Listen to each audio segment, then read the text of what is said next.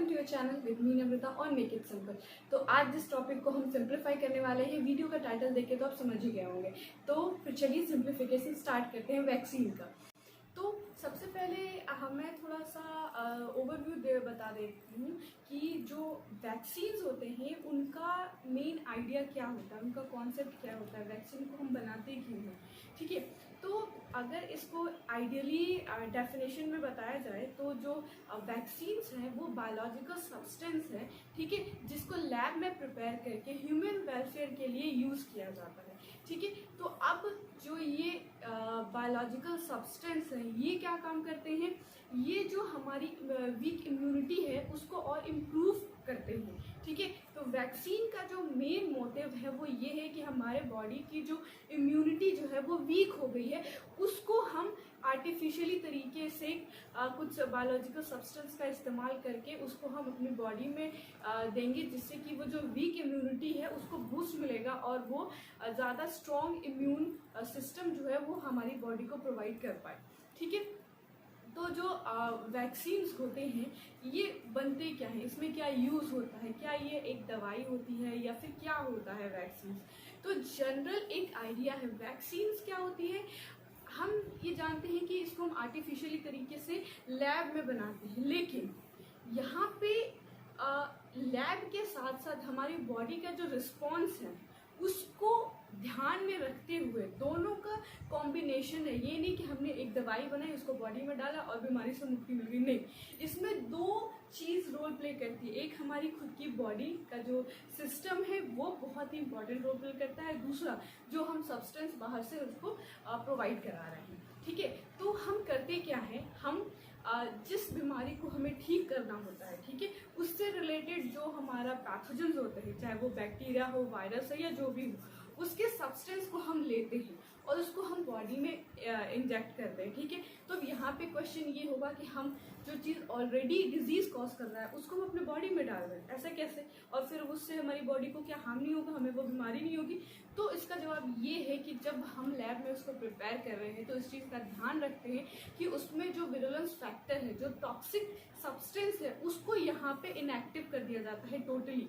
ठीक है, टोटली उसको इनएक्टिव कर दिया जाता है ताकि जब उसका हम vaccine as a vaccine use करें तो वो पैथोजन जो है वो अपनी एक्टिविटी शो ना करे, वो कोई टॉक्सिक इफेक्ट जो है वो हमारी बॉडी में ना दिखाए। तो इसका मेन आइडिया यही होता है कि हम क्या करते हैं, वो फॉरेन पार्टिकल्स, ठीक है, माइक्रोब्स जो डिजीज कॉज करते हैं उसको हम लेते हैं। ठीक है, उसके या तो कुछ पार्ट्स लेंगे या उसके कुछ जेनेटिक मटेरियल लेंगे या उसके कुछ सब यूनिट्स लेंगे। ये हम आगे जब वैक्सीन पढ़ेंगे तो आपको समझ में आएगा कि किस तरीके से हम वैक्सीन्स को यूज कर रहे हैं, किस उसमें माइक्रोब्स को कैसे यूज कर रहे हैं।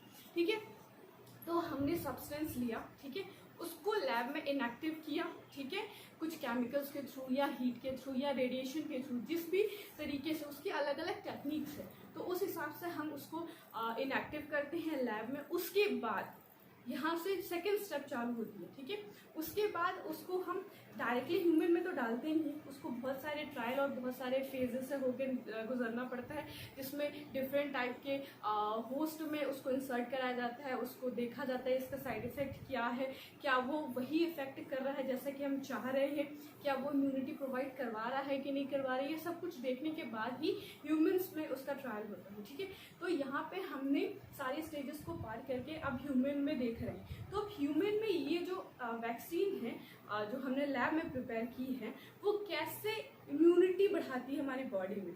तो इम्यूनिटी का जो बेसिक कॉन्सेप्ट है वो मैं ऑलरेडी अपने पिछले वीडियो में आपको बता चुकी हूँ।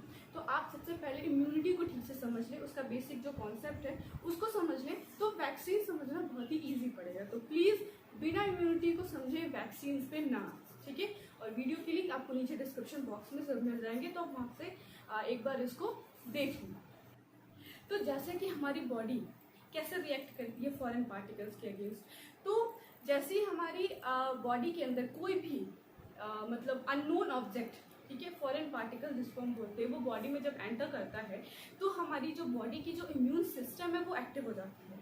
ठीक है, तो एक्टिव हो जाती है अगर वो नया पार्टिकल से, नया फॉरेन पार्टिकल से, नया पैथोजन से, एंटीजन से, जो भी आप कह लें, तो उसको पहले हमारी बॉडी रिकग्नाइज करेगी, उसको फैगोसाइट करेगी, फिर उससे अपने जो इम्यून सिस्टम है वो एक्टिव होगी। डिफरेंट टाइप के जो बी सेल्स हैं, टी सेल्स हैं, मैक्रोफेजेस हैं, न्यूट्रोफिल्स हैं, ये सब एक्टिव हो जाएंगे और दूसरे को भी एक्टिव करेंगे। सब इंटरकनेक्टेड है ये चीज़ें, कोई भी सेपरेट नहीं है, सब एक दूसरे से कनेक्टेड है। तो पूरा एक सिस्टम है, इम्यूनिटी सिस्टम जिसे हम कह रहे हैं। तो जैसे कि हमने बताया कि कोई फॉरेन पार्टिकल आया, वो अननोन है, तो सबसे पहले उसको रिकग्नाइज करेगा, ठीक है, कि ये क्या है, क्या ये हमारी बॉडी का ही पार्ट है या कुछ बाहर से आया है। तो हमारी बॉडी कुछ भी बाहर का जो चीज़ है उसको नहीं लेती है, या तो उसको ख़त्म कर देती है या फिर उस चीज़ को सीख के और उसको अपने यूज़ में ले लेती है, ठीक है। तो यहाँ पे ये हार्म करने वाला ऑब्जेक्ट हमारी बॉडी में एंटर किया है, ठीक है, तो हमारी बॉडी उसको समझेगी, उसके अगेंस्ट एंटीबॉडी का प्रोडक्शन करेगी, ठीक है। तो यहाँ पे जो एंटीबॉडी हमारी बॉडी में बन रहा है, ये प्रोवाइड करती है हमारी इम्यूनिटी। आई बात समझ में? हमने जो एंटीजन भेजा, हम एंटीजन भेज रहे हैं जिसको हमारी बॉडी पहचान के, उसको देख के, उसको समझ के और एंटीबॉडी का प्रोडक्शन कर रही है, और इस वजह से हमारी जो इम्यूनिटी है वो बढ़ रही है। तो इस तरीके से वैक्सीन जो है वो काम करता है। तो यहाँ पे जो वैक्सीन्स है वो कैसे बन रही है, इसके टाइप्स क्या क्या हैं और इसके एप्लीकेशंस क्या क्या हैं, इनके ड्रॉबैक्स क्या हैं, कौन सी वैक्सीन कितनी इफेक्टिव होती है, ये सब इस वीडियो में हम आज पढ़ेंगे। वैक्सीन जो होती हैं उनमें क्या क्या क्वालिटीज़ होनी चाहिए, एक अच्छा वैक्सीन किस तरीके से वर्क कर देता है। तो एक अच्छा वैक्सीन में सबसे पहली बात ये होनी चाहिए वो नॉन टॉक्सिक होना चाहिए, इससे कोई बीमारी स्प्रेड ना हो, कॉस्ट इफेक्टिव होनी चाहिए ताकि ये हर व्यक्ति के पास तक पहुंच सके, इसका प्रोडक्शन थोड़ा इजी होना चाहिए और साथ ही ये कंटीजियस नहीं होने चाहिए, गवर्नमेंट को कंटामिनेट ना करे, इंडिविजुअल की अगर मान लीजिए इम्यूनिटी कमज़ोर है तो उसको बीमारी ना पैदा करे बल्कि उसको ठीक करे। इसके साइड इफ़ेक्ट्स कम होने चाहिए, नॉन पैथोजेनिक होने चाहिए, नॉन टॉक्सिक होने चाहिए, तभी वो वैक्सीन जो है वो ह्यूमन वेलफेयर के लिए यूज़ हो सकता है। तो वैक्सीन्स जो हैं वो 3 टाइप्स क्या हम मान सकते हैं। पहला है कन्वेंशनल, दूसरा है प्यूरिफाइड एंटीजेंस और तीसरा है रिकॉम्बिनेंट, ठीक है। तो जो कन्वेंशनल है ये जो है अनदर 2 टाइप्स के होते हैं। पहला जो है, मैं इसको इस तरीके से बता देती हूँ, पहला जो टाइप है वो है live vaccine, live vaccines, pathogen vaccine, ठीक है। और उसके बाद जो प्यूरिफाइड एंटीजेंस हैं और उसके बाद अपना जो है रिकॉम्बिनेंट। तो रिकॉम्बिनेंट जो है वो अनदर्स कुछ टाइप्स में डिवाइड है। पहला जो है वो है अपना डीएनए वैक्सीन,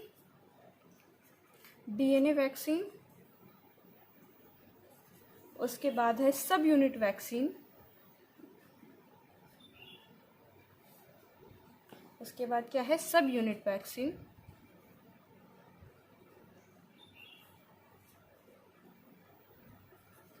और जो सब यूनिट वैक्सीन है वो अनदर 2 टाइप्स में डिवाइड है। ये है पॉलीपेप्टाइड,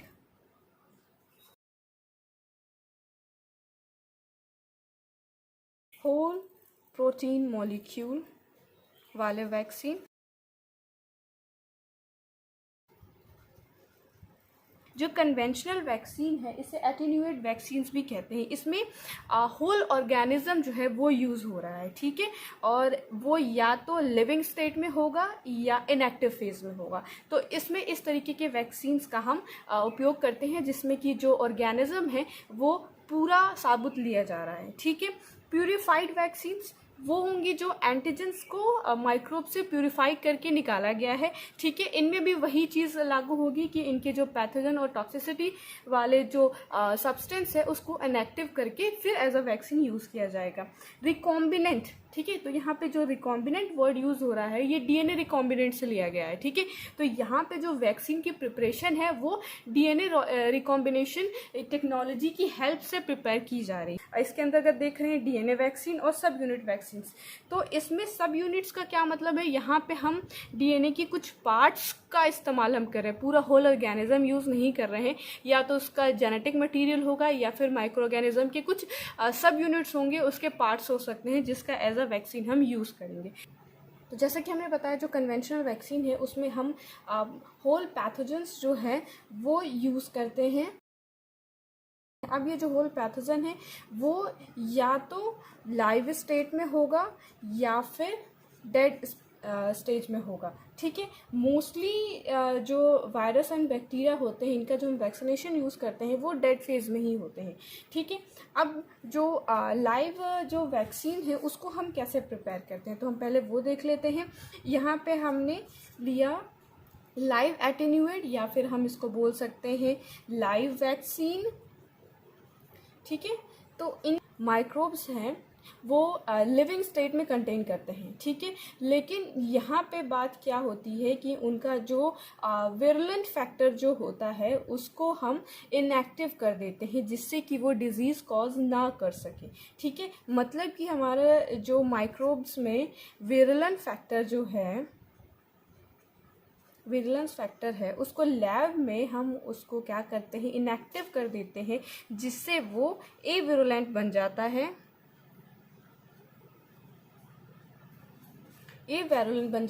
अब जो क्या होगा कि हमारा जो लाइव माइक्रोब्स है वो कोई भी डिजीज़ कॉज नहीं कर पाएगा।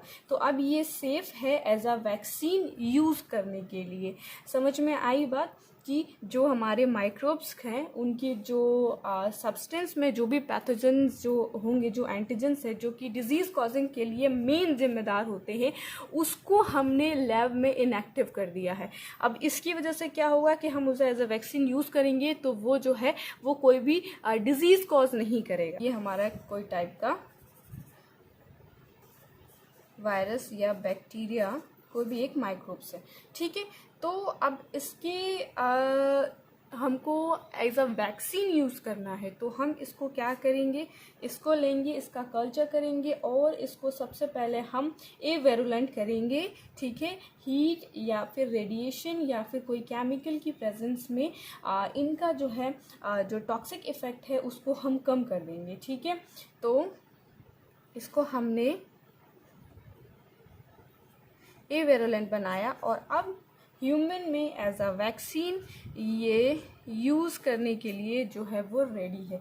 अब इसके कुछ ड्रॉबैक्स क्या हैं, चूँकि हम यहाँ पे लाइव ऑर्गेनिज्म को यूज़ कर रहे हैं तो इसमें कुछ हद तक चांसेस होते हैं लिविंग स्टेट में, चूँकि हमने एज अ वैक्सीन यूज़ किया है तो इसमें थोड़े बहुत जो चांसेस होते हैं वो ये होते हैं कि ये रिवर्ट बैक करेगा इनटू विरुलेंट फॉर्म में, ठीक है। तो ये अपनी जो विरुलेंट फॉर्म में दोबारा आ सकता है लेकिन चांसेस बहुत ही कम होते हैं, ठीक है। ये मोस्टली इफ़ेक्टिव टेक्निक है वैक्सीन बनाने की, कॉस्ट इफ़ेक्टिव भी है और प्रोडक्शन के लिए बहुत इजी है, बहुत इजीली इनका प्रोडक्शन हो जाता है। तो एग्जाम्पल है हम देख सकते हैं इन्फ्लुएंज़ा। नेक्स्ट जो हमारा टाइप है वो है इनएक्टिवेटेड वैक्सीन। तो नाम से ही जैसे कि समझ में आ रहा है कि इसमें माइक्रो ऑर्गेनिज्म यूज़ कर रहे हैं वो इनएक्टिव स्टेट में है, इट मीन्स कि वो डेड है, कि कंटेन किल्ड माइक्रोब्स। यहाँ पे जो हम माइक्रोब यूज़ कर रहे हैं वो ऑलरेडी किल्ड है, ठीक है। यहाँ पे हम लिविंग स्टेट में माइक्रोब्स का इस्तेमाल नहीं कर रहे हैं। तो चूँकि हम यहाँ पे किल्ड माइक्रोब्स यूज़ कर रहे हैं तो ये लाइव जो वैक्सीन्स है उससे ज़्यादा सेफ है। इसमें माइक्रोब्स को रिवर्ट बैक करने की जो चांसेस है वो बिल्कुल ही ख़त्म हो जाते हैं, क्योंकि यहाँ पे जो माइक्रोब्स है वो डेड है तो दोबारा एक्टिव होने के चांसेस ही नहीं होते हैं, ठीक है। तो ये दोबारा से विरुलेंट फॉर्म में नहीं आ सकते हैं। इस टाइप के वैक्सीन्स को रेफ्रिजरेशन की ज़रूरत नहीं होती है और इसी की वजह से इनका जो ट्रांसपोर्टेशन है वो बहुत ही इजी हो जाता है। इसमें बूस्टर डोज की रिक्वायरमेंट होती है और इसके कुछ एग्जाम्पल हम देखें तो वो है पोलियो और हेपेटाइटिस ए। कोई बैक्टीरिया है या वायरस है ठीक है। तो अब यहाँ पे हम होल ऑर्गेनिज्म यूज़ कर रहे हैं, ठीक है। तो अब इनएक्टिव स्टेट में क्या हो रहा है कि इसे हमें किल करना है, ठीक है। तो अब ये किल किसकी वजह से होगा? रेडिएशन। रेडिएशन भी गामा रेडिएशन का यूज़ होता है मोस्टली वायरस को किल करने में, ठीक है। तो अब यहाँ पे जो हमारा वायरस है वो किल्ड हो चुका है। तो अब जो इसका वैक्सीन जो है वो बनाया जा सकता है और अब इसे बॉडी में जो है वो इंसर्ट कराया जा सकता है। किसके लिए? एज अ वैक्सीन, ताकि वो बॉडी में जाके एंटीबॉडी का प्रोडक्शन करे, जिससे कि बॉडी में इम्यूनिटी इम्प्रूव हो। तो इस कॉन्सेप्ट पे इनएक्टिव वैक्सीन जो है वर्क करता है। आई होप आपको हमारे सिंप्लीफिकेशन पसंद आया होगा। ये वीडियो 2 पार्ट्स में है, तो दोनों पार्ट्स को देखना मत भूलिएगा। वीडियो पसंद आए तो लाइक कर दीजिएगा। रिलेटेड कोई क्वेश्चन हो तो कमेंट करके बताइएगा। चैनल पे नए हैं तो सब्सक्राइब कर लीजिएगा, साथ ही बेल आइकन को भी दबाइएगा, तभी नए वीडियो के जो नोटिफिकेशन है आप तक सबसे पहले पहुंचेंगे। Thank you so much for watching.